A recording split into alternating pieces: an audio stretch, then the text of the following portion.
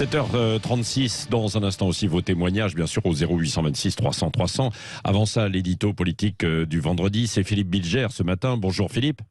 Bonjour Patrick, bonjour à tous. Alors, si le Conseil constitutionnel venait à valider le texte et le RIP aussi, le référendum, quelle solution forte et démocratique pour Emmanuel Macron ? Eh bien, il est imprévisible, ce président, et on pourrait penser parfois que le souci de soi et de sa réputation l'emporte sur ce qu'attendent les Français et l'intelligence politique dont ils devraient faire preuve.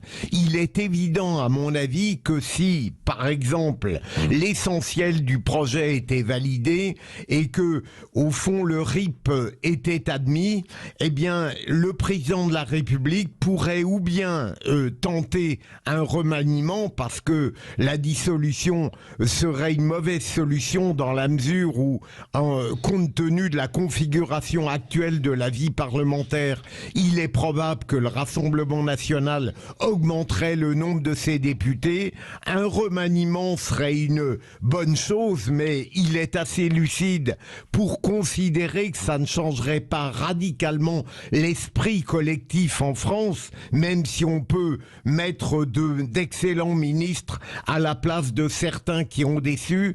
Donc, je me demande ce qu'il pourrait faire avec le RIP s'il était validé.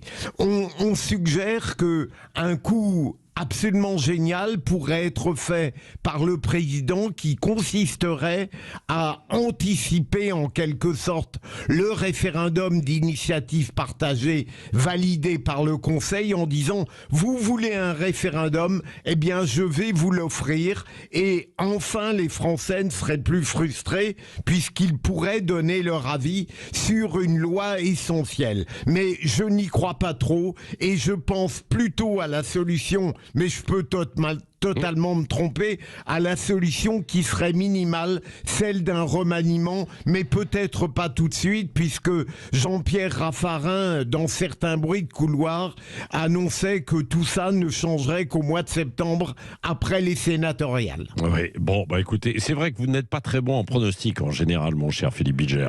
Pour le foot, si. Oui. Pour le foot, mon cher Patrick, bien davantage que notre spécialiste incontesté, Philippe David. Oui, ça c'est vrai. Merci, mon cher Philippe Bilger, et vous revenez tout à l'heure à 9h-20, on débat à 8h40 face à Éric Nolot. Éric Nolot qui sera avec nous comme chaque vendredi matin tout à l'heure à 8h10.